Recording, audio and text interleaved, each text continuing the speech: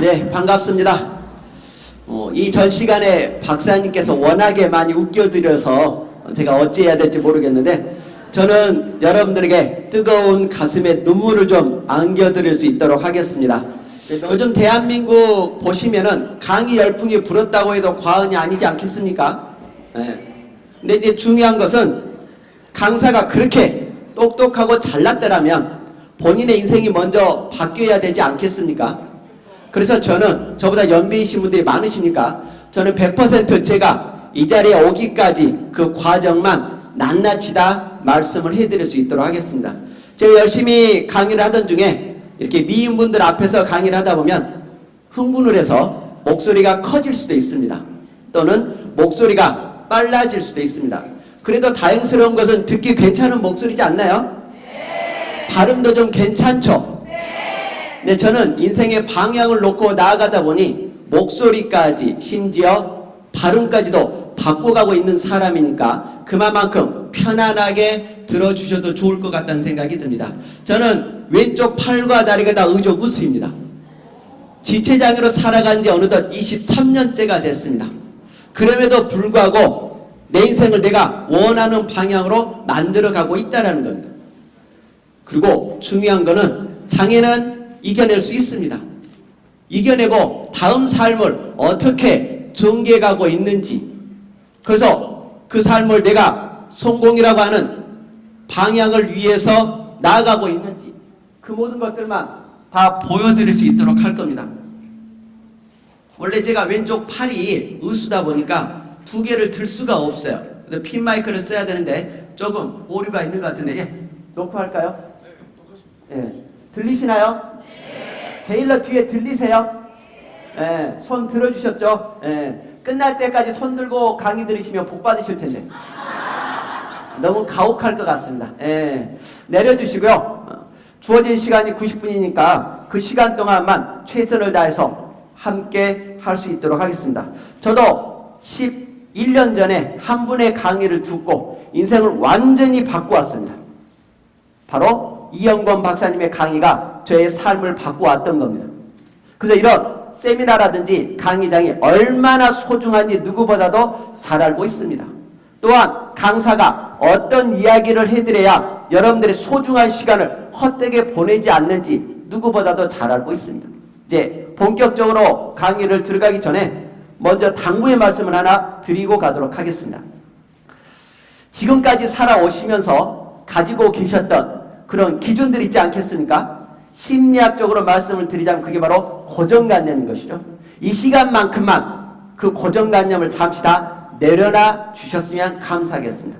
여러분들이 가지고 계시는 고정관념으로 저의 강의를 들어주시면 이해가 안 가는 부분이 상당히 많을 겁니다. 마치 물 한 방울 묻지 않는 스펀지 같은 마음으로 일단은 오늘과 내일까지 모든 것들을 다 빨아들이시고 난 후에 여러분들 걸로 만드신다면 1박 2일에 여러분들의 인생의 삶의 터닝 포인트가 될 수도 있다고 저는 자부합니다. 왜? 강사진들이 그렇게 여러분들을 만들어 드릴 거니까. 우리 인생에서는 두 번 다시 오지 않을 오늘입니다. 2015년 1월 17일에 다시는 오지 않을 겁니다. 여러분들에게서도 오지 않고 제 인생에 있어서도 오지 않을 겁니다. 그만큼 소중한 시간, 소중한 만큼 함께 할 수 있도록 하기 위해서는 좀 90분만 집중을 해주셔서 들어주시면 좋을 것 같다는 생각이 듭니다. 뒤에 보여드리는 슬라이드 자료가 바로 접니다. 제목은 장애마저도 축복이다. 장애마저도 축복을 그걸 어떻게 승화시켜서 나아가고 있는 목표까지 누구보다도 인생의 방향을 잡기 위해서 수년 동안 목표만 연구했던 사람 중에 한 명입니다. 인생의 방향, 목표가 있게 되면 이런 장애의 몸이지만 얼마든지 웃으면서 살아갈 수 있어요. 얼마든지. 그리고 이제 원했던 목표에 성큼성큼 다가왔더니 요즘에는 이렇게도 살아가고 있습니다. 삶은 재밌는 거라고 봅니다. 사회는 나를 위해서 제공하고 있다라고 봅니다. 내가 세상의 주인공이라고 봅니다. 그래서 내 삶을 어떻게 만들어 갈 건지 그 모든 것들만 90분 내에 보여드릴 수 있도록 하겠습니다. 여기저기 사진 찍으신데 저는 초상권이 없어요. 마음대로 쓰셔도 되는데 단 한 가지만 야동에만 안 쓰시면 돼요. 제가 가끔 검사해 볼 겁니다. 혹시 어디에 올라가 있다, 여기에서 나간 걸로 알겠습니다. 예. 여러분들 명단 다 간추려서 제가 쫓아가겠습니다. 저는 초상권도 아무것도 없습니다. 그냥 여러분들이 편안하게 마음껏 1박 2일 동안 또는 끝나고 난 이후에라도 제 연락처라든지 명함이라든지 이메일 보시고 얼마 정도 여러분들이 물어오시면 가지고 있는 모든 것들을 다 바쳐서 여러분께 헌신하도록 할 것입니다. 저에 대해서 조금 더 소개를 해드리도록 하겠습니다. 올해로 43살이 됐습니다. 제가 고향을 보여드리는 것은 굉장히 시골 깡촌입니다. 그럼에도 불구하고 인생을 바꾸어가는 데 있어서는 그런 아무런 문제가 되지 않는다는 걸 그래서 보여드리는 겁니다. 현재 실천경영연구소 대표직을 맡고 있는데 얼마만큼 실천하고 있어서 내 삶을 바꿔왔는지 그 모습만 보여드리도록 하겠고, 딱 보시면 취미가 좀 글로만 써놔서는 이해가 안 가실 거라고 봐요. 그래서 사진을 준비해 놨습니다. 제가 약 3년 전에 수원에 있는 모 초등학교 이런 강의장에서 4학년, 5학년, 6학년 약 400명 앞에서 강의를 한 적이 있어요. 열심히 이 부분을 설명을 하는데 한 학생이 4학년이 손을 번쩍 들더니 이런 얘기를 하더라고요. 본인 엄마하고 좀 나이대가 비슷했나 보더라고요. 그러면서 했던 얘기가 곱게 늙었다고 합니다. 그래도 나름대로는 역시 관리를 잘했구나. 여기에서 나오는 그 페이스 시스템 있죠? 그걸 썼으면 더 좋았지 않나 하는 생각이 듭니다. 그래서 직접 취미를 한번 보도록 할게요. 제가 하고 있는 취미들입니다.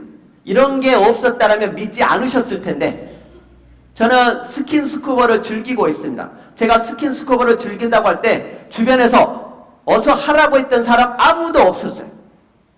근데 저는 해보고 싶었습니다. 왜? 하지 않았다면 내 인생에 있어서 그 이야기는 하지 못할 거니까. 이 여러 가지 취미들을 정리하면서 이런 생각이 들었어요.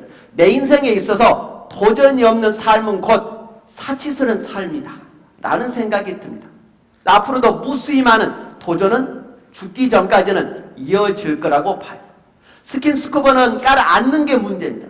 쉽게 깔아앉지 않습니다. 2008년도에 저걸 하겠다고 총 8명이 제주도에 갔어요. 제주도의 문섬이라고 보시면 대한민국에서 산호초가 가장 아름다운 곳이에요.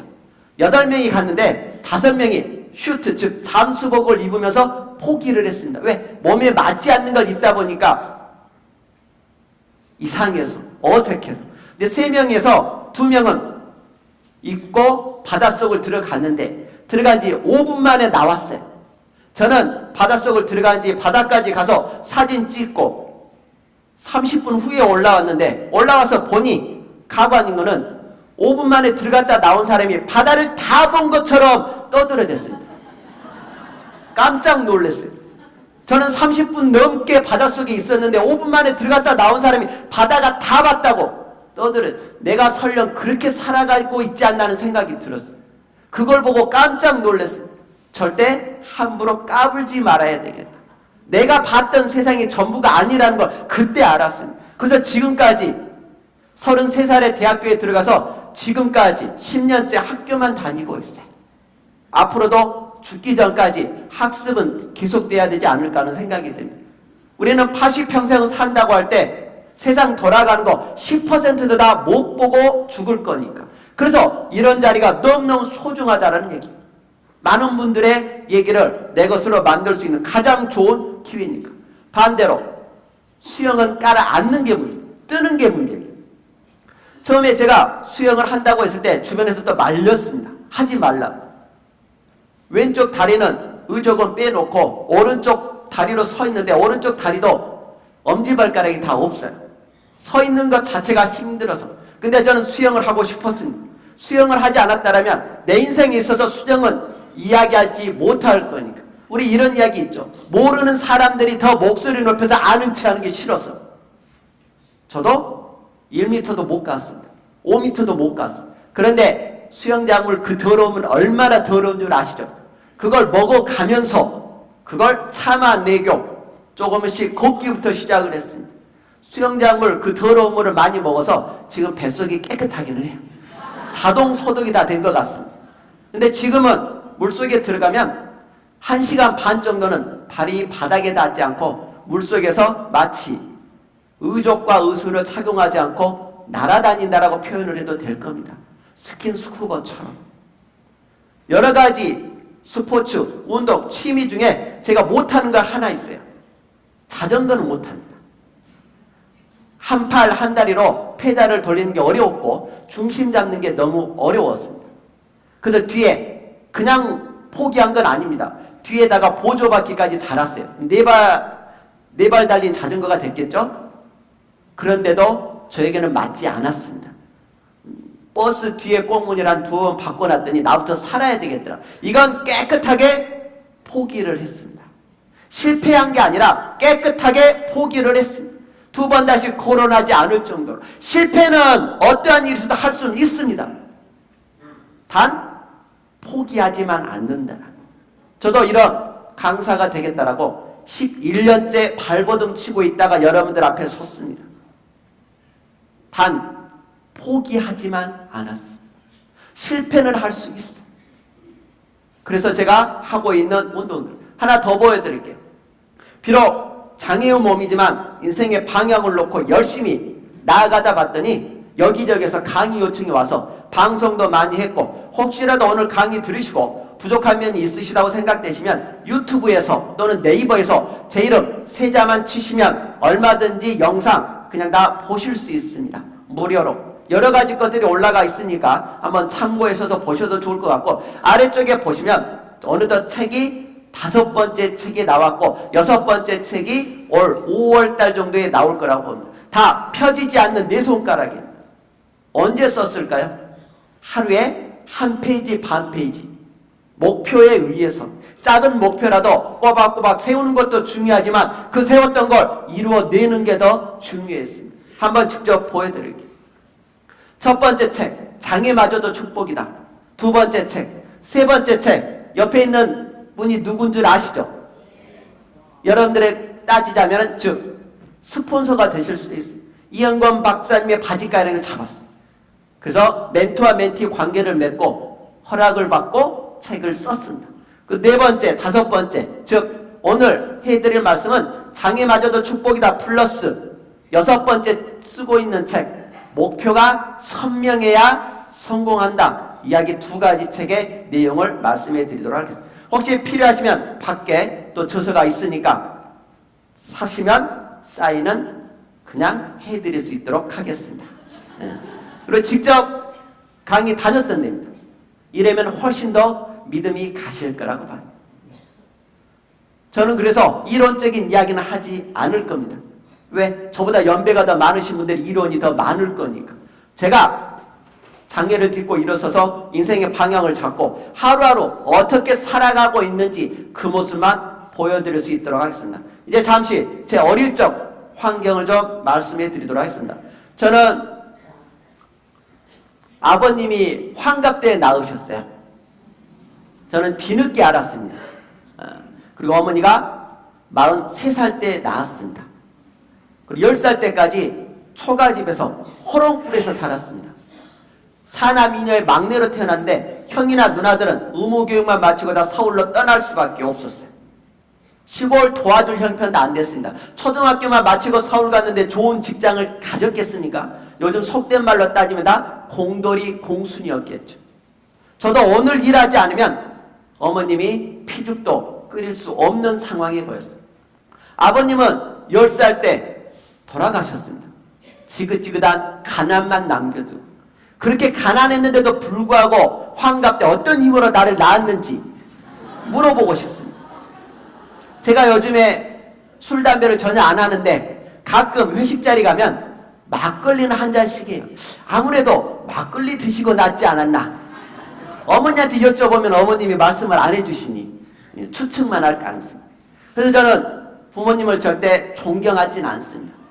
그런 상황이라면 존경할 대상이 아니겠죠. 정말 가족 계획을 잘 세우셨다면 저는 태어나지 않았을 겁니다. 절대 존경한다는 얘기는 하지 않습니다. 단 한 가지는 있죠. 이런 세상을 살아볼 수 있는 기회를 주셨기에 저는 사랑한다는 얘기는 매일같이 합니다. 오늘 아침도 똑같이 어머니께 전화를 올렸어요. 그 뒤 있다 한 부분에서 말씀을 드리도록 하겠습니다. 세상을 살아갈 수 있는 기회를 주셨다는 것, 그 이상은 절대 바라지 않습니다. 왜? 내 가정 형편은 내가 더할 것이고, 막내가 아무리 뭔가를 달라고 해도 못 주는 부모님 마음을 생각한다면 부모님 가슴이 더 찢어지게 아플 거니까. 인생 바꾸는 것은 나머지는 저에게 달려 있었습니다. 저는 제가 가난하다라는 걸 중학교 3학년 때 알았어요. 친구들 동네 쫓아다니면서 보니까 우리 집하고는 다른 환경이었습니다. 전기불이 있는데 우리 집은 호롱불이었어요. 저는 고등학교를 못 갈 학력이었습니다. 왜? 학비가 될 수 없는 상황이었어요. 아버님 안 계시지? 형이나 누나도 다 서울로 갔는데 도와줄 수 없죠. 어머니가 하루 품 팔아서 제 학비를 더 이상 대줄 수가 없죠. 그래서 저도 88년도에 그래서 가난을 이겨내보고 싶은 마음에 보따리 사서 빨리 서울로 가고 싶었습니다. 내가 빨리 떠나는 게 어머님의 어깨를 좀 더 가볍게 해드릴 수 있을 것 같아서. 시골에 보면은 보따리 사서 가려고 했는데 시골 동네 이장님 댁에 한 통화에 전화가 옵니다. 88년 3월 2일 날. 근데 그 한 통화의 전화가 시골에 가면은 학교 못 가는 학생들, 사고 치는 학생들 모아놔서 면 단위 고등학교 있죠. 거기 교장 선생님 전화가 왔었습니다. 얼떨결에 전화를 받았더니 왜 학교 안 오냐고. 원하지 않는 학교를 얼떨결에 갔는데 공부가 미래 지향적이고 내 인생을 바꿔줄 거니까 미친듯이 공부해보자 라고 생각을 했겠습니까? 그랬다라면 다치지 않았을 수도 있었을 텐데. 근데 공부는 나에게 도움이 안 된다라고 생각을 해서 억지로 학교를 다니게 됐죠. 억지로 다니는 학교 3년에서 1년을 학교를 안 갔더라고요. 나중에 필요에 의해서 2005년도에 대학교를 가는데 생활기록부로 갖다 냈는데 내가 내 것을 보고 깜짝 놀랐으니까 3년에서 1년을 학교를 안 갔더라고요. 학교에서 당할 수 있는 제적은 다 당해봤어요. 유기정학, 무기정학, 근시, 품위손상 더 이상 줄 수 없을 정도로. 고등학교 2학년 89년도에 어머니 가슴에 대못을 박는 못된 짓을 했습니다. 80년대 후반이다 보니까 조금만 사고 치면 무조건 쳐 넣었어요. 무조건 집어 넣었습니다. 조직폭력배로 분류를 해서. 저도 또한 학교는 등을 지고 선배들과 술 마시고 담배 피우고 싸돌아다니고 놀다가 그게 좀 일이 커지게 됐어요. 뜻하지 않게 그게 커져서 검찰청까지 끌려가게 됐습니다. 검사님 앞에서 조서를 받고 있는데 포송줄 묶이고 수갑 채고 한글도 모르시는 어머니께서 그 자리에 오신 겁니다. 못난 자식 때문에 꿈에서도 볼 수 없는 검사님 앞에서 펑펑 우시면서 목청 높여서 사정하는 모습이 제 눈에 들어왔습니다. 가슴이 미어지는 줄 알았어요.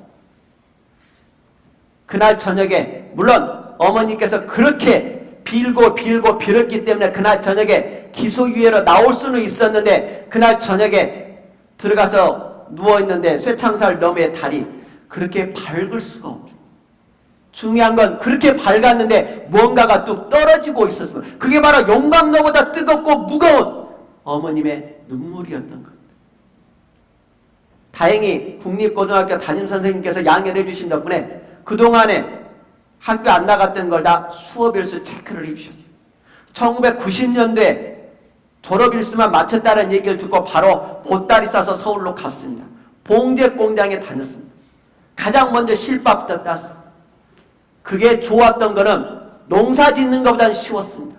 한 달 뼈 빠지게 15일 정도는 날밤 새면서 일했어도 나에게 주어진 월급이 있어서 더할 나위 없이 좋았습니다. 이게 천직인 줄 알고 미친놈처럼 일했어요. 대한민국 남자라면 꼭 가는 곳이 있죠. 저에게도 군대가 걸리기 시작합니다. 열심히 벌던 중에 92년 1월 18일 1월달 정도에 징병검사가 나왔습니다. 신체검사를 받았는데 1급을 받았죠. 왜? 더할 나위 없이 좋은 몸이었으니까. 더 빨리 입대를 하고 싶어서 3월 달에다가 동그라미를 크게 했어요. 입대하기 전까지 1년 정도 남았는데 도대체 무엇을 할 건지. 집에 농사는 없고 그렇다고 놀 수는 없는 상황이고 그래서 집에서 약 9km 떨어진 곳에 전기회선 일종의 취업을 합니다.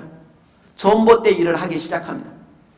3개월 정도를 전주 아래에서 기술이 없다 보니 열심히, 정말 누구보다도 열심히 출근하고 늦게 퇴근하면서 일을 했는데도 불구하고 저에게 주어지는 월급은 50만 원 이상은 주어지지 않았습니다.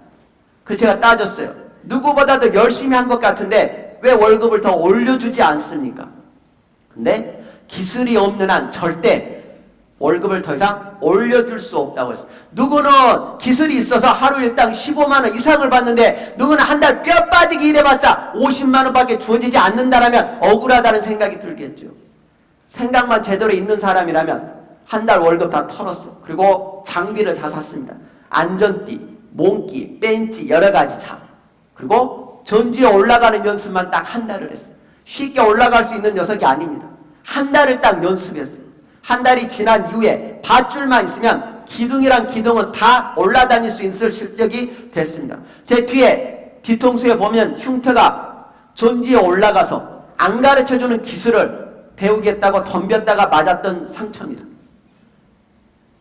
전주에 올라가는 기술을 익혔더니 올라가서 기술을 익히는데 안 가르쳐주니까 그래도 올라가야 되겠죠. 왜? 똑같은 하루를 살더라도 기술을 익히는 게 내 월급이 다르니까. 그렇게 해서 기술을 익혔습니다. 50만 원 월급이 기술을 익히니까 90만 원, 120만 원, 150만 원. 그래, 이 정도라면 조금만 더 노력하면 가난을 이겨낼 수 있겠다 해서 살아있는 전기까지도 만지게 됩니다. 그래서 어느덧 월급을 쭉쭉 올려놨습니다. 92년 8월 17일 날 전라남도 한평군 나산면이라고 했어요. 한 세 팀이 함께 오전 10시 정도에 참을 먹었습니다.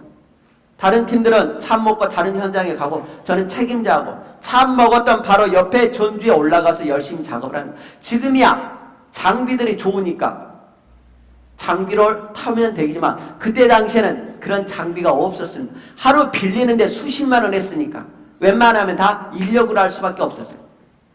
시키는 대로 열심히 전주 위에서 작업을 합니다. 그러다 중에 그만 왼쪽 팔에 22,900볼트의 전기 감전이 됐습니다.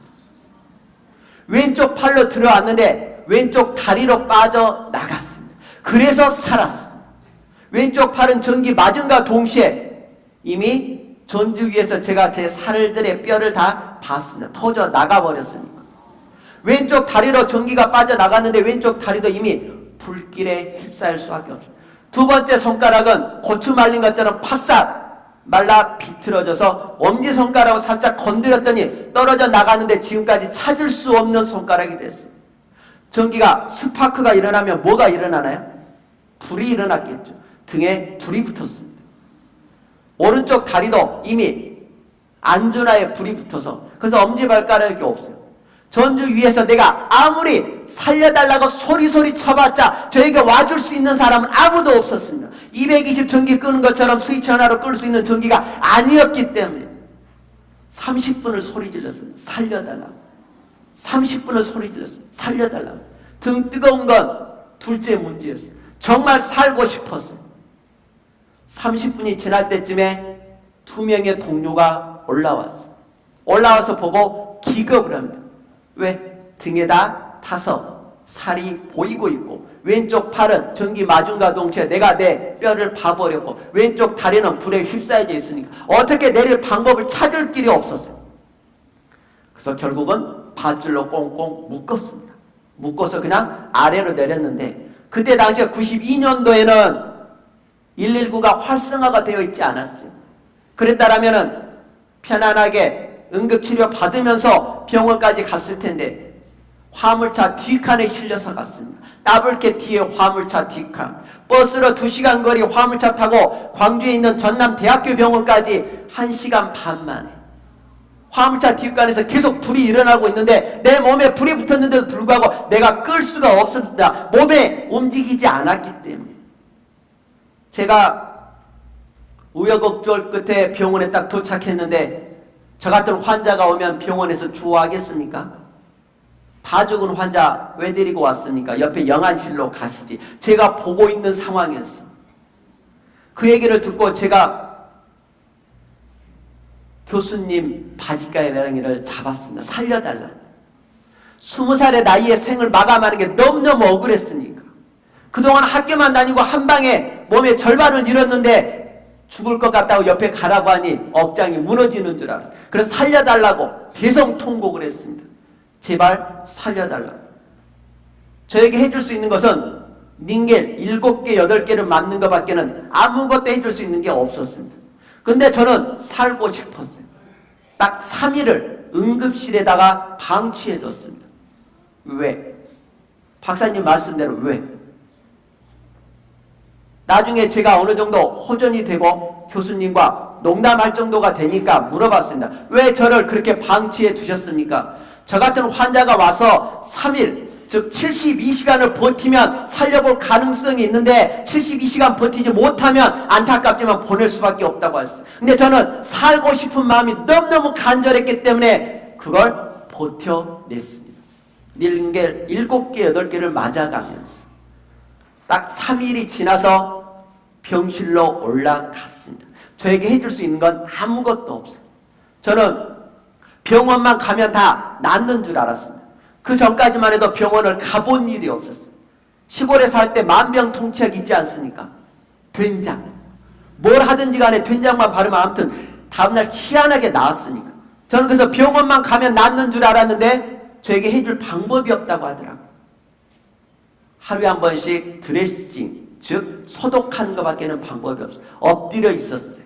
온 등에 포타진이라고 하는 빨간 약을 뿌려가면서 고름이 차오르는 걸 8월 17일 한여름이었으니까 그걸 긁어내는 것밖에는 방법이 없었습니다.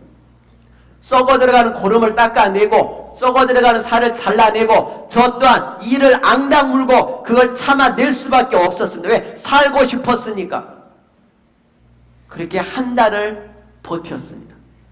한 달을 버티고 내가 생각해도 빨리 수술이라는 걸 한 게 낫겠다는 생각에 왼쪽 팔을 빨리 절단하고 싶어서 내가 이미 내 뼈를 봐버렸으니까 저는 빨리 포기를 했어요.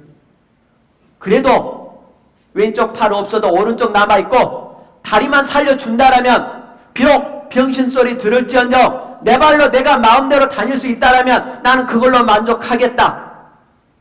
왼쪽 다리는 다 살려준다고 했어요. 그래서 딱 한 달 만에 수술실로 들어갔습니다.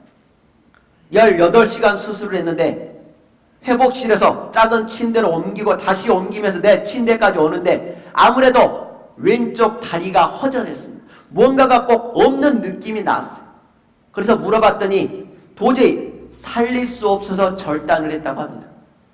저에게 딱 떠올랐던 생각은 평생 병신소리 들어가면서 살아갈 바에는 차라리 죽는 게 낫겠다. 이렇게 살아갈 바에는 차라리 죽는 게 낫겠다. 그 시간 이후로 절대 치료에 응하지 않았습니다. 아무것도 하지 않고 내가 맡고 있던 닌겔까지도 다 깨서 부셨습니다. 저 같은 응급 환자는 항상 간호사님 가장 앞쪽 병실에 있습니다. 지금은 닌겔이 팩이잖아요. 그때 당시에는 병이었습니다. 넘어뜨리면 깨지는 소리에 바로 와서 다시 해주고 그러기를 몇 번 했고 그 작은 침대를 떨어져 죽으려고 했는데도 불구하고 몸이 움직이지 않아서 떨어져 죽지는 못했어요. 평생 병신 소리에 그렇게 살 바에는 남의 손에 살 바에는 살고 싶은 생각이 추워도 없었어요. 근데 제가 살고 싶은 생각이 들 수 있게 만들었던 게 바로 친구가 있었어요. 깨복쟁이 친구였죠. 군에 입대하기 일주일 전에 저에게 간병을 왔습니다. 당시만 해도 저에게 온 사람은 아무도 없었어요. 가족도 저에 가까이 오지 못했습니다. 왜? 썩어 들어가는 냄새 때문에 병실 밖에서 왔다 갔다고 이야기만 할 뿐이지. 근데 친구는 입대하기 일주일 정도를 저를 병간호를 해줬어요. 내가 친구 얘기를 듣고 살겠다라는 다짐을 했습니다. 친구에게 물어봤어요. 내 가족도 나에게 와주지 못하는데 넌 어떻게 이 썩어 들어가는 냄새를 맡아가면서 나를 간병해 줄 수 있냐라고. 친구 이야기가 멋있습니다. 너의 그 썩어 들어가는 냄새를 지금 싫다고 너에게 가지 않는다라면 이 다음에 너를 보고 싶을 때 산소로 가는 게 더 억울하니까 그 정도는 얼마든지 참아낼 수 있겠다라고 하면서 저를 해줬는데 저를 한 번 더 울린 적이 있습니다. 입대하고 난 후에 간호사님께서 오셨어요. 그러면서 이런 얘기를 하는 겁니다.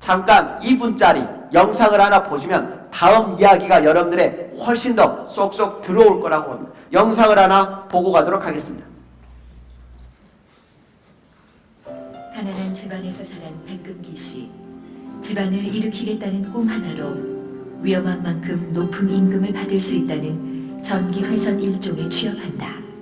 하지만 20살의 꿈은 그리 오래 가지 못했다.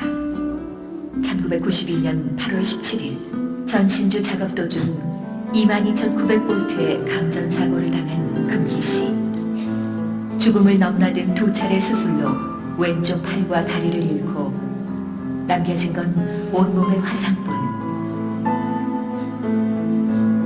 수술이 끝나고 없어진 다리를 보며 차라리 죽여달라고 소리쳤던 그. 눈앞에 있는 화장실에 가면서도 몇 번이나 넘어져야 했던 그. 무력감에 휩싸인 채 고통의 시간이 흘렀다. 저랬으니까 장애마저도 축복이라고 얘기를 하는 겁니다. 그렇게 살아가는데 이제 하루하루를 어떻게 살아가는지 조금 더 자세하게 제 신체를 보여드리도록 하겠습니다. 이게 왼쪽 다리예요. 절단되어 있는. 위에 쪽 있는 부분이 다 이렇게 화상 다 입었죠. 의족 끼우는데. 그리고 위에 쪽 부분이 다 PVC가 한 대입니다. 다음 사진 볼게요. 오른쪽 발이에요. 저 발로 지탱하고 있는 겁니다. 4개의 발가락이 있는데 움직이지 않아요. 그래도 잘 걸어 다니죠. 나이트도 갑니다. 혹시 제가 어디 큰 도시 가면은 항상 나이트클럽 놀러 다니는데 저하고 부킹할 수도 있어요. 잘 봐두셔야 됩니다. 4개의 발가락이 있는데 움직이지 않습니다. 근데 중요한 건 지금의 나를 만들기까지 무수히 많이 넘어져 봤다는 얘기죠. 한번 볼게요. 이게 등입니다. 가운데 좀 새카맣게 되어 있는 곳이 PVC겠는데 피부가 좀 부족하다 보니까 잡아 당겼죠. 그리고 중간중간에 칼집을 내서 억지로 낫게 했습니다. 그러다 보니 땀이 안 납니다. 화상 입은 데는 땀이 없어요. 그래서 좀 새카맣게 되는데 각질이 좀 많이 일어나요. 너무너무 힘들지만 항상 생각하는 건 나는 아직 살아있다. 내가 살아있는 한 내 인생은 내가 마음대로 만들어갈 수 있다라고 저는 자부하고 있습니다. 이게 바로 오른쪽 손이에요. 다 펴지지도 않습니다. 그래도 기분 좋으면 200타 나옵니다. 기분이 아무리 안 좋아도 120타, 150타는 나와요. 미성년자 안 계시니까 저의 누드 사진을 보여드리겠습니다. 사실은 엉덩이 쪽도 살이 하나도 없습니다. 골반뼈가 바로 보입니다. 굉장히 얇게 되어 있죠. 현재 그리고 착용하고 있는 의족과 의수입니다. 의수가 1kg, 의족이 2kg. 몸에 3kg을 달고 살아가고 있는데 지금 의족은 국산화가 되어 있어서 너무 좋습니다. 20년 전에는 3.5kg, 독일제. 지금은 국산 기술이 훨씬 좋습니다. 원래 의족 같은 경우에는 3년에 하나 맞출 수 있게 해줍니다. 제가 얼마나 빨빨 그리고 돌아다녔는지 저는 1년에 하나씩 맞춥니다. 심지어 그곳에서 감사가 나올 정도로. 왜? 너무 자주 맞추니까. 저는 걸을 수 있는 한 그렇게 걸어 다니려고 합니다. 내 발로 다닐 수 있을 때. 이제 다시 병원 이야기로 가도록 하겠습니다. 딱 9개월을 엎드려 있다가 그렇게 버티고 악착같이 살아남았습니다. 그리고 이 이상한 의족을 가지고 왔어요. 이상한 걸 가지고 와서 끼우라고 하는데 옳거니 내 것이구나 하고 끼웠겠습니까? 한 5번을 내다 버렸습니다. 창밖에다. 멀쩡한 다리를 절단해버리고 이상한 걸 가지고 와서 끼우라고 하니 기가 막혔던 거죠. 5번을 내다 버렸습니다. 마지막에 제가 착용하고 연습할 수 있었던 것은 딱 한 가지. 본인이 의족인 사람이 내 의족을 만들어서 가지고 와서 직접 보여줬어요. 그래서 믿었습니다. 그분이 하셨던 이야기가 자네 정도라면 조금만 연습한다라면 얼마든지 바꿀 수 있을 거라고. 걸어 다닐 수 있을 거니까 걱정하지 말고 걸음마 연습부터 하라고. 그래서 그걸 착용하고 재활의학과에 가서 넘어지는 연습부터 했습니다. 사방에 다 매트리스로 두껍게 깔고 그냥 넘어뜨리는 거예요. 엎드려서 9개월 살았는데 모든 균형 감각이 다 잃어버렸던 거예요. 그래서 넘어뜨리는 거예요. 머리 휙 잡아요. 그러기를 약 한 달 정도를 했어요. 나중에 더 이상 넘어지는 방법을 안 터득했을 때, 넘어지지 않는 방법을 터득했을 때, 그때 매트리스를 빼고 다시 걸음마 연습을 다시 했습니다. 왜? 넘어져 많이 봤기 때문에 안 넘어지는 방법을 지금 터득을 합니다. 그래서 많은 군중 속에 있어도 넘어지지 않는 겁니다. 원래 그렇지 않으면 박사님처럼 저도 또한 지팡이를 짚고 왔어야 되겠죠. 그렇게 많이 넘어져 봤습니다. 그리고 몸의 절반을 잃고 만 1년 만에 병원에서 퇴원을 했는데 20년 전에는 저 같은 장애인을 보고 뭐라고 했겠습니까? 다 병신이라고 했을 겁니다. 가장 무서웠던 게 많은 사람들, 주변 사람들의 눈이었어요. 정말 싫을 정도의 눈. 보는 눈도 달랐고 옛날 나의 모습을 알고 있었기 때문에 흉내내는 것도 너무 싫었고 정말 살고 싶지 않았던 게 너무너무 강했습니다. 그래서 저 같은 사람은 약국에 가서 팔만 보여주면 내가 달라는 약 얼마든지 탈 수 있어요. 수면제를 50알 정도 모았습니다. 살기 싫어서. 이런 장애의 몸으로 너무너무 살기 싫었습니다. 너무너무 치욕스러웠으니까. 그 수면제를 먹고 못된 짓을 했어요. 근데 그게 내 마음대로 되지 않았습니다. 내 마음대로 되지 않았고 반강제로 억지로 살아가는 삶이 좋았겠냐고. 그러던 중에 2004년도에 한 분의 강의를 들었던 게 바로 박사님의 강의를 들었던 겁니다. 그래서 이런 세미나는 한 사람의 인생을 바꿀 수 있다라고 제가 그래서 자신 있게 말씀을 드렸던 겁니다. 박사님의 강의를 듣고 바짓가랑이를 잡고 멘토와 멘티 관계를 정확하게 맺었습니다. 그 관계를 맺은 지 지금 11년째까지 완전히 인생 바꾸었던 얘기를 지금부터 해드리도록 하겠습니다. 인생을 딱 멘토와 멘티 관계를 맺고 가장 먼저 했던 게 인생의 목표를 찾으라는 거였습니다. 박사님은 항상 여쭤봅니다. 네 인생의 목표가 뭐냐? 그때부터 저는 혼란을 휩싸이면서 광주에서 서울까지 이런 세미나는 다 찾아다녔어요. 약 1년 반 정도를 인생의 방향을 찾기 위해서 죽을 때까지 내가 할 수 있는 일이 뭔지, 이런 장애의 몸으로 어떻게 살아가야 되는 건지, 하루 이틀도 아니고 그때 당시에 20살이었는데 나머지 인생을 어떻게 살아갈 건지. 그래서 광주에서 서울까지 이런 세미나. 그리고 내가 딱 정한 게 나는 이 시대 최고의 동기부여 강사가 되겠다라고 했던 걸 딱 정했습니다. 한번 볼까요? 이게 바로 광주에서 서울까지 이런 세미나는 다 찾아냅니다. 많은 사람들의 강의를 들었어요. 창의력은 또는 내가 뭔가를 세우기 위해서는 어느 날 갑자기 나오지 않는다라는 걸 알았어요. 아무리 내가 앉아있어서 파고든다고 해도 내 머리는 한계가 있어요. 그래서 많은 사람들 강의도 듣고 책도 보고 쫓아다니면서 내 방향이 어떤지 철저하게 분석을 해야 됩니다. 그러면서 세웠던 게 바로 나는 이 시대 최고의 동기부여 강사가 되는 겁니다. 그러기 위해서 내가 어떤 하루하루를 살아가고 있는지, 그런 공부를 하면서 어떻게 목표 설정이라는 걸 지금 해드리는 이야기는 어디 책에도 나와 있지 않는 겁니다. 내가 직접 11년 동안 경험해 왔던 걸 종합적으로 여러분들 앞이니까 판서를 이용해서 다시 한번 설명을 해드리도록 하겠습니다. 잠깐의 판서를 가지고 여러분들의 이해를 도와드리도록 하겠습니다.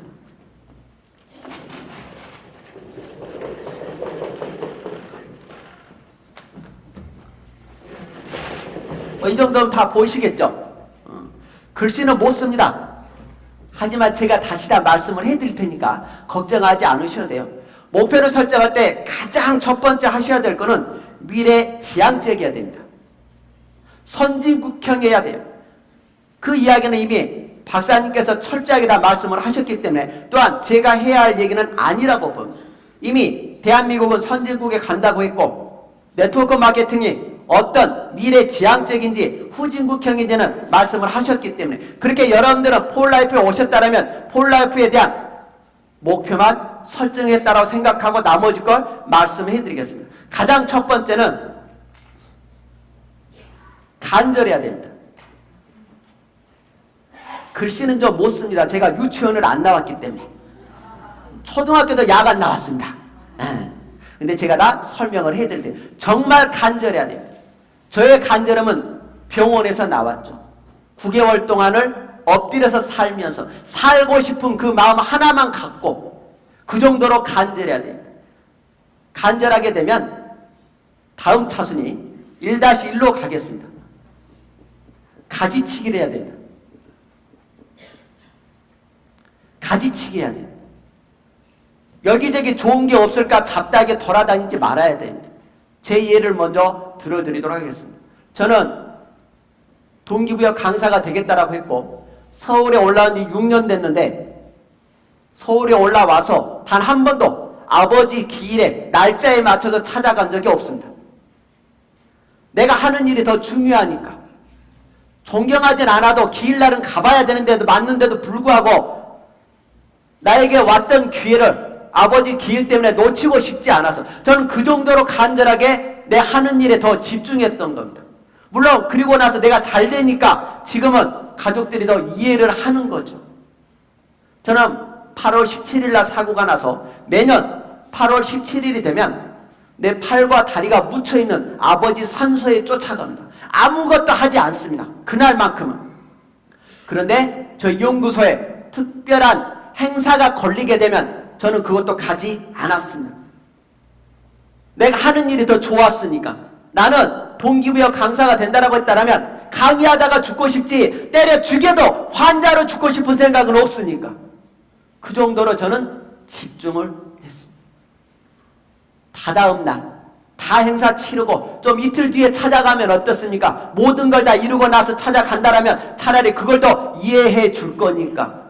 그러면서 내 실력을 끌어올렸습니다. 한 가지 더 설명을 해드릴까요? 선택과 집중해서 여러분 우리가 가장 편안하게 눈여겨볼 수 있는 게 있어요. 식당입니다. 정말 맛집은 메뉴가 몇 개입니까? 하나죠. 김치찌개로 시작했다가 김치찌개에 승부를 못 거면 다른 메뉴가 들어오죠. 된장찌개.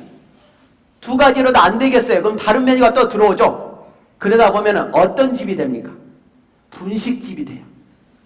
분식집 메뉴가 전문점입니까? 정말 맛있는 맛집은 김밥도 하나로 승부를 건. 저도 또한 동기부여 강사로 승부를 걸기 위해서 나머지 건 다 가지치기를 했습니다. 그래서 절대 잡다한 데 쫓아다니지 않았어요. 오로지 여기에만 집중을 한다. 그 길을 가다가 죽어도 후회하지 않을 것이다 라는 생각으로. 두 번째가 있습니다. 1-2 가겠습니다. 왕년회를 다 버려야 됩니다. 제가 가끔 예전에는 이런 생각을 했죠. 팔과 다리 중에 둘 중에 하나만 있었어도 내가 이러진 않았을 텐데 이런 왕년회 때문에 내가 더 이상 전진하지 못했어요. 그 왕년회를 다 버렸습니다. 지금 현실을 정확하게 직시합니다. 저에게는 팔과 다리 사지 중에 멀쩡한 데가 하나도 없다. 단 내가 더 멋있게 할 수 있는 건 누구보다도 더 집중해서 공부를 할 수 있다. 그 공부로 많은 사람들에게 내 인생을 바꿨던 건 내가 알려줄 수 있겠다. 왕년회를 잊자! 라고. 옛날에 내가 뭐였는지 그게 무슨 상관입니까? 저는 지난날의 비장에 다치기 전의 얘기는 다 잊었습니다. 지금 내 이치를 누구보다도 절실하게, 간절하게, 명확하게 꿰뚫어 보고 있습니다. 그러지 않으면 더 이상 더 전진하지 못하고 앞으로도 나에게도 비굴한 면이 무수히 많이 있을 겁니다. 내가 이렇게 많은 사람들 앞에서 강의하기까지 무수히 많은 어려움도 있었습니다. 하지만 저는 그걸 이겨냈다라는 것이고 그걸 참아내는데 절대 중요했던 건 왕년회를 잊었습니다. 왕년회. 지난 과거는 다 잊어버려야 돼요. 그래야지 앞으로도 멋있게 전진할 수 있을 거니까. 두 번째 보겠습니다. 정말 간절함이 있다라면 두 번째는 데드라인이 있어야 돼요. 기간이 있어야 됩니다. 데드라인.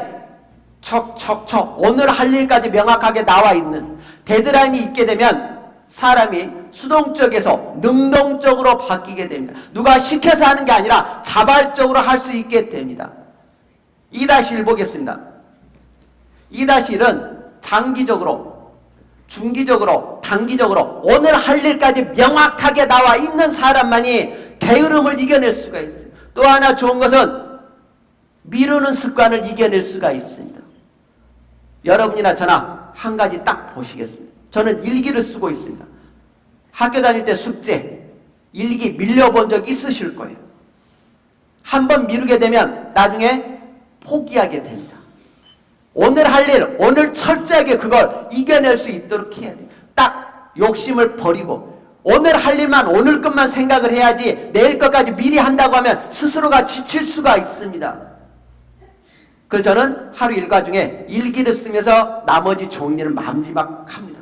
그리고 더 이상 생각하지 않아요. 오늘 하루를 잘했다. 할 일들 다 했는지 꼭 체크를 합니다. 이따 또 그것도 보여드리겠습니다. 2-2가 있습니다. 인내하면서 중요한 건 모욕감까지 참아야 돼요. 모욕감까지. 많은 사람들은 인내는 하라고 해요. 참고 기다려라. 저는 하나 더 붙이겠습니다. 내가 해왔던 것 중에 모욕감까지 참아야 돼요. 제가 동기부여 강사가 되겠다라고 마음 먹고 딱 목표를 세워놨는데 주변에서 하라고 박수 쳐준 사람이 아무도 없었어요. 다 손가락질했지. 병신 같은 네가 뭘 한다고 그렇게 하냐. 지금은 인생이 바뀌었어요. 지금은 방송도 하고 책도 쓰고 많은 활동을 하다 보니까 나에게 손가락질했던 사람들이 지금은 도리어 나에게 와서 물어봅니다. 어떻게 해서 그렇게 인생을 바꿀 수 있는 건지. 그래서 인생은 분명히 바꿀 수 있다라고 제가 자신 있게 말씀을 드리는 겁니다. 모욕감은 그때까지의 주변의 말에 흔들리지 말아야 돼요. 저도 무수히 많은 잡소리를 들었습니다. 상상할 수 없을 정도의 잡소리를 들었습니다. 그걸 저는 끝까지 기다리고 인내했습니다. 그런 잡소리들을 참아내가면서 왜? 나는 죽을 때까지 동기부여 강사가 될 거고 그 길을 가다가 죽어도 후회하지 않을 거니까 내가 그렇게 목표를 설정했으니까 누가 옆에서 가르쳐 준 게 아니에요. 내 인생을 걸고 설정을 해놨기 때문에 예를 하나 들어드리겠습니다. 사과는 언제 수확하나요? 가을에 수확하죠. 똑같이 봄에 꽃은 다 필 겁니다.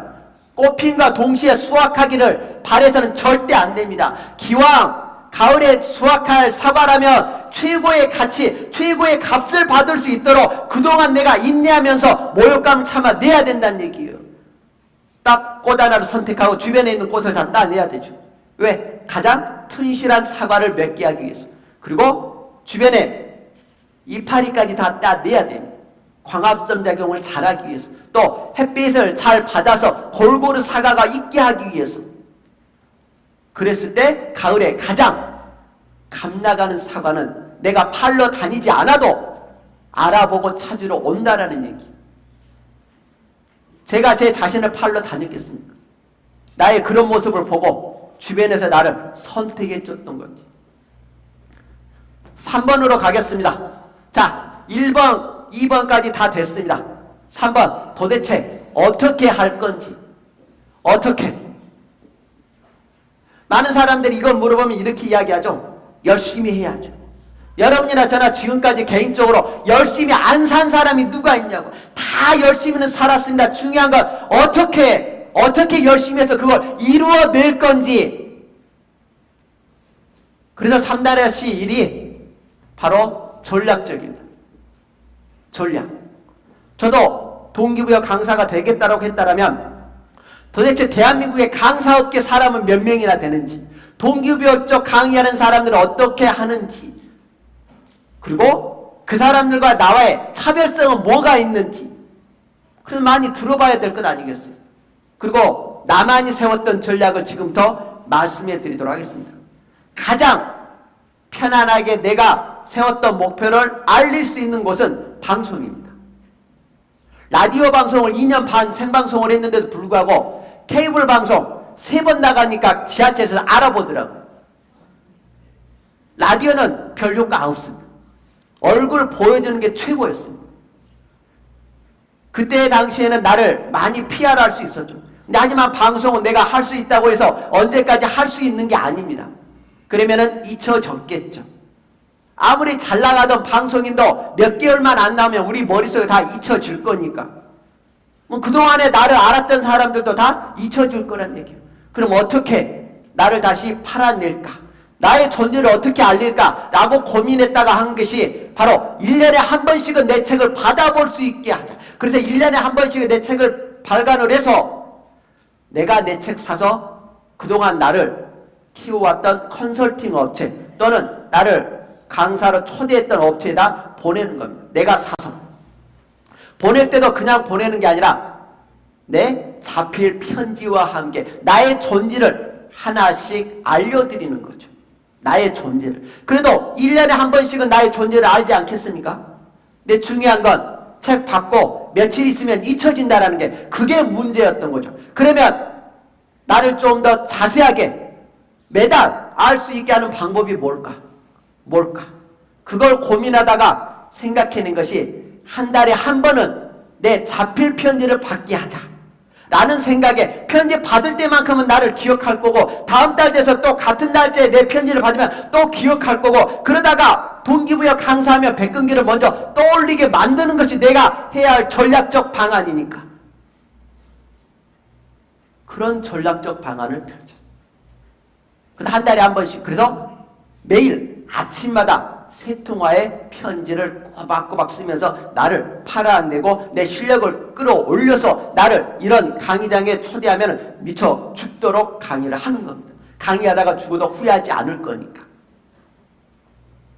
그리고 3-2가 있습니다. 이게 바로 이미지화하는 거예요. 이미지. 항상 봐야 되는 거죠. 저도 또한 한 방향으로 꾸준하게 나아가다 보면 지칠 때가 있어요. 힘들 때가 있어요. 매일 좋겠습니까? 굴곡이 있는 것처럼. 그럴 때는 항상 내가 목표 세워놨던 걸 항상 봅니다. 내가 저기를 가고 있는지, 내가 지금 그럴 시간인지, 아니면 멍 때리는 건 뭔지. 그래서 집에 가면 서재가 있어요. 서재가 액자에가 딱 들어있어요. 그리고 사무실에 가면 벽에 딱 붙여 있습니다. 그리고 매일 쳐다보는 스마트폰에도 있습니다. 그러면 그게 눈에 보이면 내가 잠시 헛짓거리를 하려다가도 그게 딱 보이면 자세를 다시 잡을 수밖에 없어요. 내 머릿속에 내 자체를 더 강력하게 각인시켜주고 있습니다. 그래서 항상 이미지화해요. 나는 그 길을 간다. 눈에 보여야 됩니다. 그래서 다른 헛짓거리를 하지 않게 하기 위해서. 이게 제가 하고 있는 6번째 책 내용의 전체적인 줄거리입니다. 그래도 필요하시면 한 5월 달에나 나올 텐데 어떻게 하시면 된다? 책을 사시면 돼요. 사시고 문자 주시면 제가 사인은 다시 퀵으로 보내드릴 테니까. 자, 이게 1번, 2번, 3번까지 이보다 더 필요한 게 있을까요? 제가 봐서는 없을 거라고 봅니다.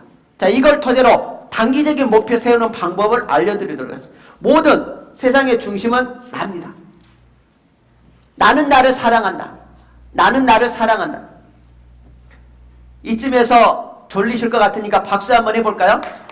네. 제가 이름 지어놓은 게 있어요.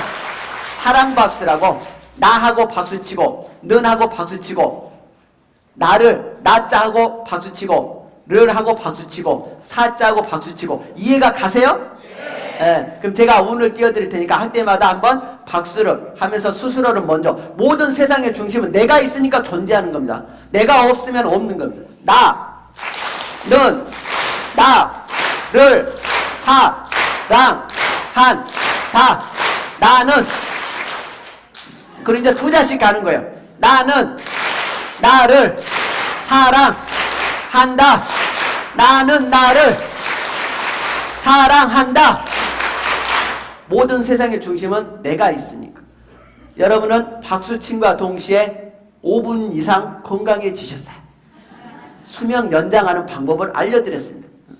자, 첫 번째 보겠습니다. 가장 먼저 하셔야 될 거는 내가 하고 있는, 여러분들은 딱 이곳에 있으니까 폴라이프 보겠습니다. 폴라이프에서 내가 단기적인 목표 세우는 겁니다. 2015년 어떤 노력을 해서 어느 핀까지 갈 건지 철저하게 목표를 세우셔야 됩니다. 잠시 후에 제가 하고 있는 거 다 보여드릴게요. 실컷 이야기 안 하고 나는 안 하고 있으면은 여러분들은 손가락질 하면서 뭐라고 하시겠어요? 너나 잘해라고 할 거니까. 근데 제가 다 하고 있는 거니까. 가장 먼저는 폴라이프에서 봐야 됩니다. 나는 폴라이프에서 인생 바꿀 거니까 그러기 위해서 올 1년 어느 핀까지 올라갈 건지, PID까지 갈 거면 지금도 어떤 단계를 밟아야 되는 건지, 내가 현재 어느 위치까지 있고 내 주변에 누가 있는지까지 철저하게 비교 분석해야 됩니다. 그 두 번째가 있습니다. 가정입니다. 가정. 가정에 관련된 목표를 세우셔야 돼요. 특히 여기 여성 주부분들 많으신데 1인 몇 역을 하셔야 되잖아요.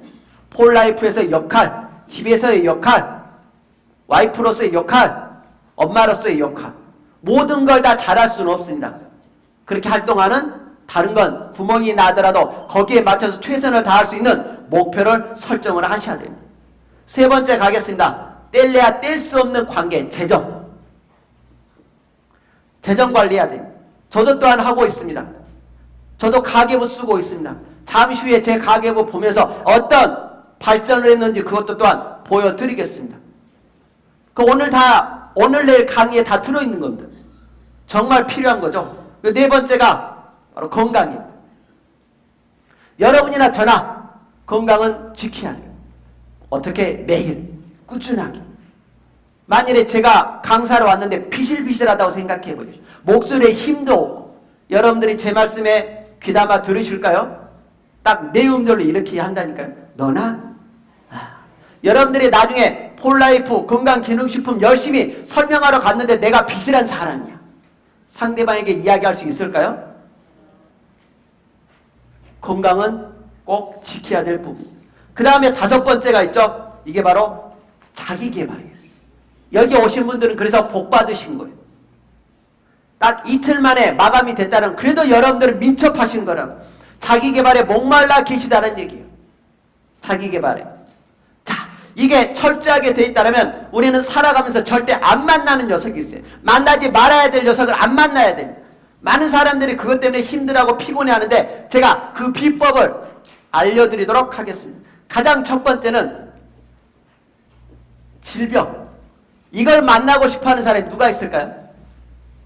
이게 철저하게 목표화 되어 있다면 절대 안 만납니다. 질병 안 만납니다. 두 번째가 있습니다. 빈곤. 이걸 만나고 싶어하는 사람도 없을 겁니다. 저 또한 저걸 만나기 싫어서 열심히 내 스스로를 갈고 닦고 가공하고 있다라고 보시면 돼요. 세 번째가 있습니다. 고독하는 것. 고독은 곧 우울증입니다. 그 대한민국 노인 인구 중에 가장 자살률이 많은 것. 대한민국 현재 노인율은 65세 이상을 노인으로 칭하고 있는데 12.5% 정도, 약 650만 명의 노인 인구가 있습니다. 이 고독에 휩싸입니다. 네 번째가 있습니다. 역할 상실. 사람이 역할 잃어버리면 곧 고독하게 돼 있죠. 다섯 번째가 있습니다. 치매. 이걸 예방하기 위해서 질병은 곧 건강입니다. 우리 건강 들어가 있잖아요. 빈곤 보겠습니다. 이게 바로 소득이에요. 고독한 것은 여가입니다. 하루하루 어떻게 지낼 건지. 역할 상실은 바로 직업입니다. 그리고 치매는 지금 하고 계시는 교육입니다. 이 오른쪽에 있는 다섯 가지가 곧 노인복지.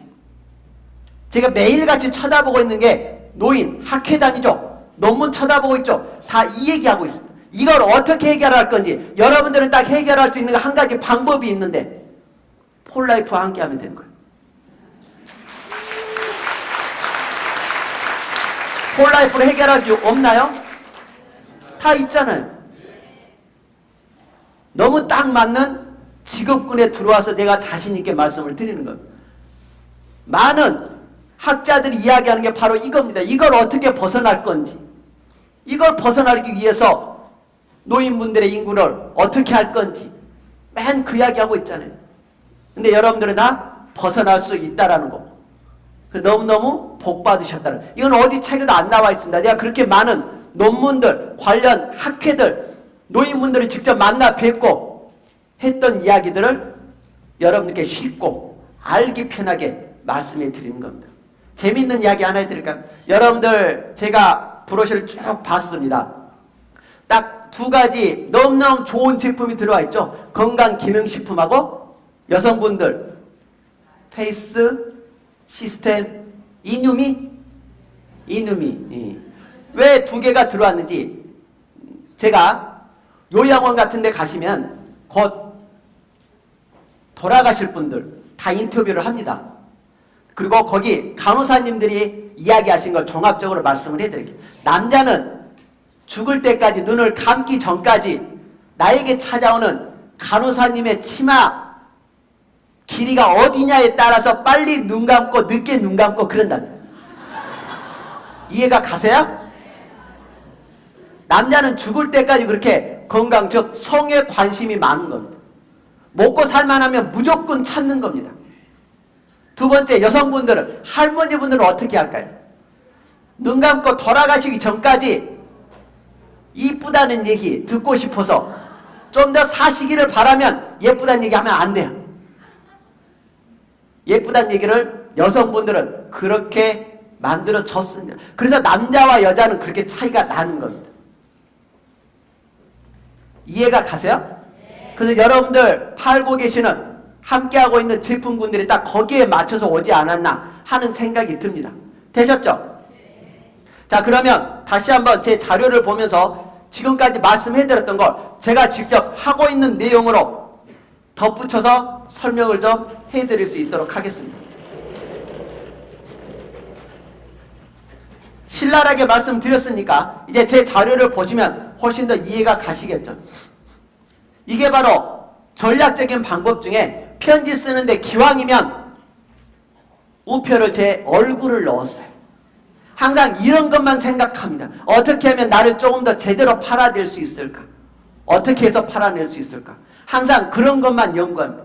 그래서 어디 가서 보더라도 항상 내가 어떻게 활용할 수 있을까? 그래서 스펀지 같은 마음으로 뭔가를 빨아들이겠다라고 생각을 하시면 오늘과 내일 사이에 여러분들 삶이 충분히 바뀔 수 있을 거라는 걸 말씀을 드립니다. 단, 반강제로 끌려오신 분들은 안 바뀌어요. 싫을 거니까. 근데 자발적으로 오신 분들은 충분히 얻어가시는 게 많을 거라고 봅니다. 두 번째 볼까요? 조금 전에 말씀드렸던 것처럼 인생에 명확한 비전을 제시하고 오늘 할 일까지 이렇게 나와 있어야 돼요. 오늘 할 일까지. 그리고 다음 사진은 항상 머릿속에 이게 들어야 돼요. 저녁에 메뉴가 뭘까? 이게 고민하시면 안 돼요. 내일 뭘 먹지? 이것보다는 항상 내 머릿속에는 그래, 그걸 하기 위해서 내가 어떤 노력을 해야 되지? 조금 더 나아가야 될 방법은 뭘까? 항상 그것만 해도 아이디어가 안 떠오를 수 있어요. 그래서 항상 열린 마음으로 많은 사람들의 얘기를 듣고 그 중에 하나, 나에게 맞는 게 뭐가 있을까? 그걸 끊임없이 노력하다 보면 그게 떠오르게 되어 있습니다. 직접 제 걸 보겠습니다. 이게 바로 제 목표들이에요.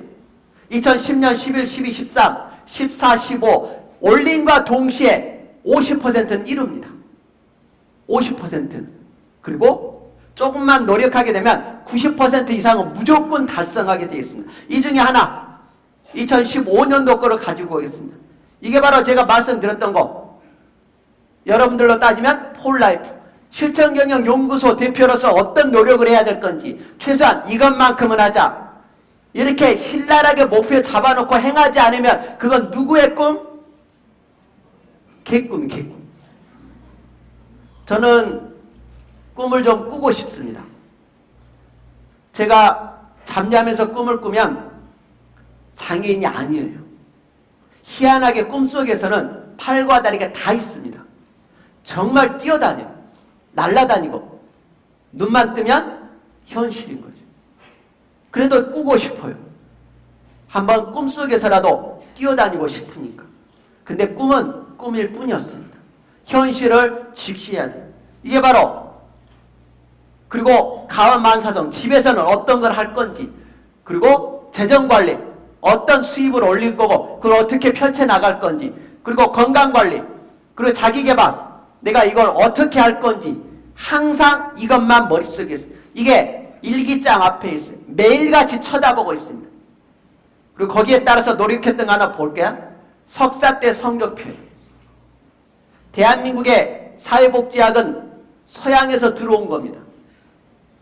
시험 범위만 알려주면 저는 그걸 달달달 외우다시피 공부했어요. 왜? 그것만 쓰면 성적 잘 둔다는데. 기왕 하는 거라면 내가 좋은 성적으로 학교에서 빨아먹을 수 있는 장학금을 빨아냈을 때, 여러분들 또한 회사에서 내걸었던 프로모션을 최선을 다해서 빨아먹었을 때 여러분들 또한 가치는 커질 거라니까요. 저도 또한 똑같이 장학금을 빨아내는 게 내 1차적인 목표였습니다. 그러지 않았다면 괜히 학교 다니면서 돈 내가면서 그럴 수가 없었던 거예요. 하나 더 보여드릴까요? 이게 이제 박사 때. 대학교하고 석사 때까지는 다 야간에 다녔습니다. 박사 때는 야간이 없어서 똑같이 내가 하고자 하는 일이 있어서 나중에 전체적으로 계산해 보면 약 1년 반 정도는 다 장학금으로 다니게 돼요. 기왕 다닐 학교에서 빨아먹을 수 있는 그걸 내가 빨아먹는 게 똑똑한 학생이지 않나. 기왕이면. 그리고 이게 이제 월 목표입니다. 월. 조금 전에 1년 목표를 매일같이 쳐다보면 질릴 수 있어요. 12분의 1로 쪼개면 훨씬 가볍게 되겠죠. 그러면 그걸 쭉 쓰고 잘했으면 하트, 못했으면 왜 못했는지 반성을 하고 꼭 여기서 짚고 넘어갈 것이 반성을 해야 된다. 철저한 자기 반성과 함께 잊을 건 빨리 잊고 같은 실수를 안 해야 되니까. 이달에 했던 실수 다음 달에 또 하고 있는 것은 바보 같은 짓 아닌가요? 발전하지 않겠다라는 얘기라고 봅니다. 그래서 꼭 철저하게 본인을 분석을 해야 됩니다. 이때 가장 좋은 것은 저같이 멘토가 있으면 가장 좋고 없으시면 그럴 사람을 한 명 잡으시는 게 좋지 않나. 스폰서 파트너 관계가 그렇게 된다면 얼마나 좋겠습니까? 자, 이것도 한 달 목표를 한 달 내내 보면은 질릴 수가 있습니다. 그걸 다시 30분의 1로 쪼개어 놓습니다. 그럼 오늘 할 일까지 나와 있는 거, 조금 전에 제가 말씀드렸던 것처럼 일일 계획까지 철저하게 나와 있을 때 도움이 된다라고 했던 것처럼 한번 보겠습니다. 저는 하루 일과 중에 새벽 4시 50분에 일어납니다. 4시 50분.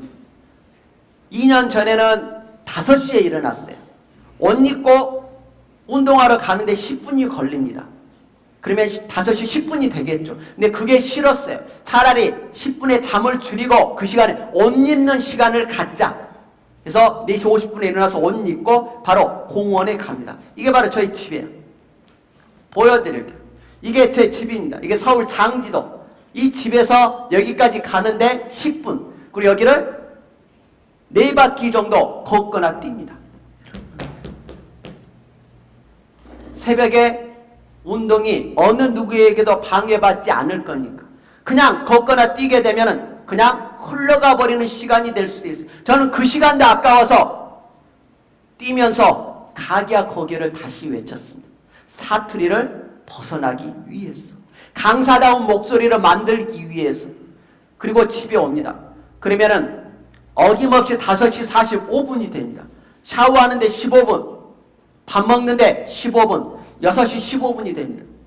그러면 뉴스나 신문을 좀 보고 6시 반이 되면 어김없이 2년 전에는 책을 볼펜 물고 큰 소리로 읽었습니다. 목소리 만들기 위해서.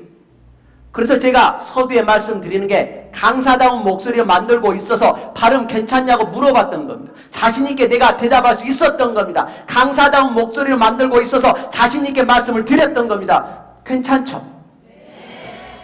그랬던 겁니다. 그렇게 1시간 정도를 4년을 했습니다. 1년 정도는 6시 반이 되면 어김없이 편지를 씁니다. 조금 전에 보셨던 것처럼 그런 우표를 붙여가면서 내 자필 편지를 하루에 3통화씩. 처음에는 1시간 반 이상 걸렸어요. 무슨 내용을 어떻게 써야 될지를 모르겠더라고요. 근데 지금은 항상 그분을 떠올리면서 함께 했던 거, 앞으로 나아갈 거 열심히 써대니까 1시간이면 3통화 딱 끝납니다. 그러면 월, 화, 수, 목, 금, 토, 일 21통. 한 달이면 84통 정도, 5통 정도 돼요. 왜? 또 사라질 사람 사라지고 새로운 인연 생기면 또 추가해서 쓸 거니까. 한번 볼게요. 이게 이제 그게 쓰고 나면 오늘 아침에 오늘 할 일 두 줄로라도 정리를 합니다. 어차피 그날 아침에 할 일은 여러분들 머릿속에 다 있고 나 또한 내 머릿속에 오늘 할 일들이 다 있으니까 오늘 아침에 쓰면서는 여러분들에게 거짓이 아닌 진심만 말씀해 드리겠다라고 마음속으로 새기고 쓰는 거예요. 그래서 자신 있게 말씀을 드리는 겁니다. 제가 하고 있던 내용이라서. 그리고 7시 반이 되면 어머니에게 전화를 해요. 비록 존경하진 않지만 세상에 낳아주셔서 매일 화상전화를 하면서 어머니 덕분에 오늘 하루도 살아가고 있습니다. 비록 못난 자식이지만 어머님에 대한 고마운 마음 잊지 않기 위해서 매일같이 전화 올리고 있습니다. 그래야지 부모와 나 자식 간의 신뢰 관계가 쌓일 거니까. 저 같은 장애우 몸으로 뭘 한다고 해도 지금은 100% 믿습니다. 그렇게 하기를 10년째 하고 있으니까. 중요한 건 막내가 그걸 시작하니까 형이나 누나들이 따라서 하더라는 얘기예요. 1930년생이시면 86이에요. 지금은 아침 되면 전화기만 바라보고 계세요. 그리고 어느 자식이 먼저 전화했는지. 내가 어디에 가서 이런 얘기를 했더니 어느 한 분이 직접 부모님에게 그렇게 전화를 했나 봐요. 근데 한 3일은 잘 받으시더랍니다. 4일째부터는 안 받더래. 왜 안 받을 것 같냐고 물어봤더니 뭐라고 하셨을까요? 돈 달라고 할까 봐. 다음부터는 안 받으셔버렸대요. 우리는 그 정도로 부모에게 소통을 하지 않았다라고 봅니다. 저는 매일같이 합니다. 오늘 엄마라고 불러서 대답을 들었는데 내일 못 들을 수 있다라면 그거보다 더 억울한 일이 없기를. 내가 아무리 잘한다고 해도 어머님이 안 계시면 100% 후회할 날이 올 건데 그러지 않기 위해서 계실 때만큼은 최선을 다해서 그 좋은 방법이 매일 얼굴 보는 것밖에 없어요. 꼭 하루에 한 번은 합니다. 그리고 저는 조금 전에 말씀드렸던 것처럼 가계부를 씁니다. 직접 보여드릴게요. 저는 서울에 올라온 지 이제 만 6년째 돼가고 있습니다. 광주에 살 때는 21평 아파트에 그랜저 타고 다니면 잘 사는 줄 알았어요. 서울에 와서 보니까 정말 미래가 없이 그냥 살았던 것 같아요.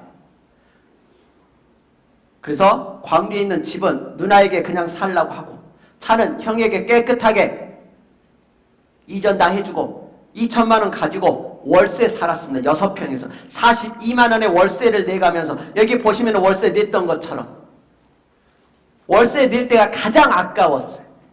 이 돈만 모으면 2년이면 딱 1,000만 원을 모을 수 있는데 어떻게 하면 조금만 더 월세를 벗어날 수 있을까? 가계부 쓰면서 벗어났습니다. 철저하게 내 흐르는 돈을 막기 위해서 나도 모르게 주머니에서 나가고 있는데 가계부를 내가 보고 있으면 그걸 막을 수 있었어. 조금 전에 박사님 말씀하셨잖아요. 뭐가 그리 힘들고 어려운지 먹을 거 다 먹고 하고 싶은 거 다 하면서 돈이 없다라고 하는 거. 저는 그걸 다 막았습니다. 물론 차는 마티즈 끌고 다니면서 1년 동안 탔는데 강변북로를 열심히 가다가 거기는 지면이 없으니까 항상 빙판길이죠. 빙판길에 한 2바퀴 돌았습니다. 나부터 살아야 되겠더라고. 그래서 1600cc로 바꿨다가 지금 다시 2000cc로 다 복구를 했습니다. 그렇게 돈을 알뜰살뜰 모아가면서 위에가 6평짜리 월세 살았던 거고 아래가 13평짜리 전세 8천이었습니다. 서울이 그렇게 비싸요.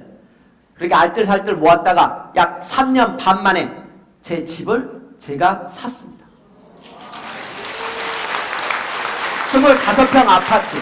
내가 직접 모아서 알뜰살뜰 광주에 있는 집 팔아서 집 사는데 보탰는데 4분의 1도 안 돼요. 4분의 1도. 내가 그렇게 힘들고 어렵게 집을 사냈기 때문에 청소하는데 2시간이 넘습니다. 그래도 즐거워요.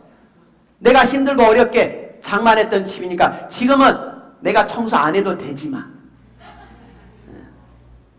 결혼도 전략적으로 했습니다. 박사님하고 전략적으로 짜서 딱 3개월 만에 끝냈어요. 어차피 할 거라면 빨리 끝내자. 그래서 딱 3개월 만에 혼인신고까지 다 하고 식은 올 12월 달에 올릴 겁니다. 내가 그렇게 나를 만들어 왔던 겁니다. 그리고 조금 전에 여기 화이트보드에 썼던 5번째가 바로 자기개발이죠. 저도 또한 항상 나의 부족한 면은 어디에서 채울까 고민하던 것 중에 항상 이렇게 책을 봅니다. 이거는 일주일에 한 권의 책을 보고 독후감을 썼던 거고 제 손때가 묻었던 제 서재예요. 물론 내일 독서 경영에 관련된 내용이 있으니까 저도 이렇게 하고 있다는 거, 내 자기 개발을 위해서 항상 열린 마음으로 여러 장르의 책들을 손에서 놓지 않고 있다는 거. 그리고 이제 마지막 하루 일과 중에 일기를 씁니다. 이게 제 일기장이에요. 일기장. 저는 일기를 11시부터 씁니다. 11시부터 11시 반까지 약 30분 정도. 어머니가 그러셨어요. 잠은 오늘 자라고. 그래서 12시 전에 자려고 합니다. 그거라도 말씀 좀 들어볼까 하고. 일기 쓰면서 크게 3가지를 얻습니다. 가장 중요한 건 오늘 하루 24시간 중에 여러분이나 저나 똑같이 주어진 24시간 중에 어떤 하루를 보냈는지, 4시 50분에 일어나서 일기 쓰는 이 순간까지 어떤 하루를 보냈는지, 멍 때리면서 보낸 건 없는지, 쓸데없는 짓을 하면서 보낸 건 없는지, 내 발전을 위해서 노력한 건 뭐가 있고 안 한 건 뭐가 있는지 철저하게 점검합니다. 그래야지 오늘보다 나은 내일을 삶을 위해서, 그런 사람이 올해보다 나은 내년이 있을 거고 앞으로 2년, 3년, 5년이 지난 후에는 내 인생이 분명히 바뀌어 있을 거니까. 그래서 저는 하루를 그렇게 소중하게 생각을 합니다. 저 또한 사고 날 때 어머님에게 분명히 다녀오겠습니다 하고 나갔는데 사고 나서 만 1년 만에 몸의 절반을 잃고 왔으니까 앞으로도 후회하지 않게 하기 위해서 하루하루 일기 쓰면서 보고 있습니다. 2번째 보겠습니다. 2번째는 휴대폰을 봅니다. 아침부터 저녁까지. 여러분들도 또한 지금 많은 사람들이 연락 올 거고 제 휴대폰도 지금 꺼놨습니다. 이따 찾아서 한 명이라도 놓치지 않게 하기 위해서. 연락 왔는데 내가 깜빡하고 못해준 건 없는지, 내가 미팅 중에라도 이따 잠깐 해줄게 하고 했는데 못했던 적 분명히 있을 거라고 봐요. 그걸 놓치지 않게 하기 위해서. 상대방의 마음은 썩어 들어갈 거니까. 그러면서 나도 모르게 내 신뢰를 내가 깎아 먹었어요. 약속을 안 지켰으니까. 그걸 잡기 위해서. 3번째가 있습니다. 겸손해지려고 합니다. 비록 장애의 몸이지만 공부 좀 했고 책도 나왔고 방송도 하고 강의도 하다 그러다 보면 다른 사람들 만나서, 옛날 사람들 만나서 건방 떨 수가 있어서 일기 쓰면서 체크합니다. 혹시 내가 누구에게 어떤 대화를 하면서 어떤 함부로 얘기했던 건 없는지, 건방지게 이야기한 건 없는지, 그런 게 있다라면 내가 다 반성하고 다음날 내가 먼저 전화해서 어제 이만저만 일해서 너에게 함부로 이야기한 것 같다라고 이야기할 수 있을 정도로 실례로 있습니다. 제가 이영건 박사님의 멘티가 되면서 잘 바르게 성장하고 있어서 저에게도 2명의 멘티가 있어요. 저희가 20살 차이 나는. 근데 제가 목표 전문가인데 어디에서 이상한 얘기를 듣고 와서 이상한 목표를 설정했다고 저에게 자랑을 하더라고요. 제가 흥분을 해서 말을 함부로 막 했습니다. 일기 쓰다가 보니까 안 그래도 될 텐데 굳이 왜 내가 그렇게까지 했을까? 그냥 알아듣는 애니까 차분히 다시 이야기할 걸 했었어요. 그리고 일기장을 덮고 바로 전화를 했습니다. 물론 20살 아래지만 이만저만해서 내가 미안하게 됐다. 함부로 이야기한 것 같다. 사과는 나이에 관계없습니다. 내가 잘못했다라고 생각되면 아무에게나 진심을 담아서 사과를 한다면 1, 2, 3 시간, 휴대폰 겸손해진다라면 절대 나에게는 적을 만들지 않는 삶을 살 거라고 봐요. 그게 살아가면서 적을 안 만들어가는 삶이지 않나 하는 생각이 듭니다. 일기 쓰면서 저도 하루를 그렇게 쌓아가고 있습니다. 어느덧 시간이 다 됐어요. 아쉬우세요? 네. 얼굴 표정은 안 그러신 것 같은데. 딱 시계 보니까 90분이 훌쩍 돼. 마무리 정리하겠습니다. 항상 목표 옆에는 박사님이 계세요. 일기 쓰면서도 보이고 집에 서재에서도 보이고 야동 보다가도 얼굴 보이면 닫게 되죠. 더 이상 못 보겠더라고. 지켜보고 계셔서. 이게 제 모습입니다. 지난 과거에는 두 번째 줄처럼 살았어요. 지금은 하루하루가 너무 즐겁고 행복하게 살아가고 있죠. 마무리 정리하겠습니다. 가장 첫 번째는 스스로를 사랑해야 된다. 도산 안창호 선생님이 얘기하셨죠. 애기애타라고. 스스로를 사랑하지 않으면 때려 죽여도 독립운동은 할 수 없다라고. 제대로 된 독립운동을 하기 위해서는 스스로를 먼저 사랑해야 된다. 그래서 애기애타라고 항상 이야기했다고. 저도 또한 모든 세상의 중심은 나로부터니까 나 스스로를 먼저 사랑해야 된다라고. 두 번째 보겠습니다. 두 번째는 인생의 방향을 잡고 살아갔을 때 가장 행복감을 많이 느낀답니다. 작은 목표라도 조금씩 성취해 나갔던 사람이 가장 행복한 사람이라고 미국에 있는 모 연구조사에서도 나와 있었으니까 저 또한 한 걸음씩 한 걸음씩 나아가면서 그렇게 바꿔가는 나의 모습을 봤을 때 가장 행복했습니다. 와이프를 얻을 때보다 더 행복했습니다. 내 방향이 이루어냈을 때. 세 번째가 있겠습니다. 세 번째는 부지런해져야 됩니다. 게으른 거지 없고 부지런하게 뛰다 보면 주변에서 도와줍니다. 그런 사람들 보고 하늘이 스스로 돕는 자를 돕는다고 하잖아요. 열심히 빡세나게 하고 있으면 옆에서 안쓰러워서라도 도와주잖아요. 저도 또한 제가 부지런하지 않았다면 저는 지금 이 자리에 있을 수가 없습니다. 게을렀다라면, 게을러 터졌다라면 가장 싫어하는 게 박사님이 게으른 사람 싫어해요. 네 번째가 있습니다. 꾸준하게 해야 됩니다. 마치 토끼와 거북이. 누가 보더라도 토끼가 이기는 게임입니다. 근데 왜 우리에게 지금까지 회자되고 있을까요? 거북이같이 꾸준하게 간 사람이 깃발을 꽂을 거라니까. 저 또한 비가 오나 눈이 오나 바람이 부나 그래서 저는 다짐했던 게 절대 환자로 죽고 싶은 생각이 없어요. 강의하다가 쓰러져 죽을지언정 환자로 죽고 싶은 생각은 없어요. 그 길을 가다가 죽어도 저는 후회하지 않을 겁니다. 그 정도로 꾸준하게 나를 갈고 닦을 겁니다. 그렇게 했을 때 마지막 다섯 번째 그런 사람만이 인생의 목표는 이루어진다라고 봐요. 이게 바로 목표 시간의 마무리 점입니다. 이해가 가세요? 지난 과거의 삶과 지금의 삶이 이렇게 바뀌었습니다. 그래서 목표는 내 인생의 전부라고 해도 저는 과언이 아니라고 봐요. 더 필요하신 건 저는 카톡하지 않습니다. 한번 울려대면 계속 울리길래 지워버렸어요. 그리고 한번 들어가면 한 30분 그냥 잡아먹더라고요. 그래서 다 지워버렸습니다. 문자라든지 이메일이라든지 연락 주시면 저는 최선을 다해서 여러분들에게 함께 할 수 있도록 하겠습니다. 여러분들의 큰 박수를 받으면서 마치겠습니다. 감사합니다.